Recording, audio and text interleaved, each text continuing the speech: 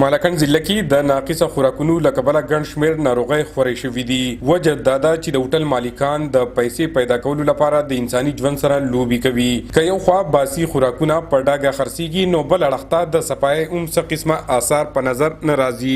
پرله پسې ولسي شکایتونو باندې ضلعي انتظامیې محکمسیت او د محکمه پورت شریک ټیم د ایډیشنل اسسټنټ کمشنر معظم خان او انسپکټر محمد فیاض خان په مشرۍ کې د بډخیلي بازار د مختلفو هوټلو، میگا مارټس، بریاني شاپس او د ګڼ شمېر خوراکي توکو دکانونو معاینه وکړل، چېرته چې په مختلف ځایونو کې باسي خوراکونه او مضرسیت مسالې او نور د استعمال شیان ونیول شو. چاپامار ټیم ګڼ شمېر هوټل مالکان جرمانه کړل او صحیح حوالات ته ولېږل. په دې کې زیاتر هوټل والا، د چای هوټل والا، روټو والا، د هغوی سره ډېر ګن او سخاوالی کوم چې مضرسیت دي نو هغې خلاف مونږ 269-273 لاندې مونږ پرچې وکړې.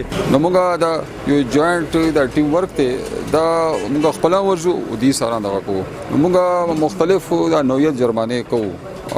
خدا دې چې د لکه عوام خیالن ساتو مختلف نوعیت د ګندګي ما سپیشلی هوټلز کې هغه ته مونږ په وارننګ زین شو کو او سمې جرمانه کو. د سیمې خلکو د چاپامار ټیم دا قدم په خوټه کو ستایلې دي او غوښتنه یې کړې ده چې همدارنګه اقدامات دي جاری وساتل شي چې د باسي خوراکي شیانو نه خلاصې تر لاسه شي. عمران دریاب، خیبر نیوز، بډخیلا، مالکند.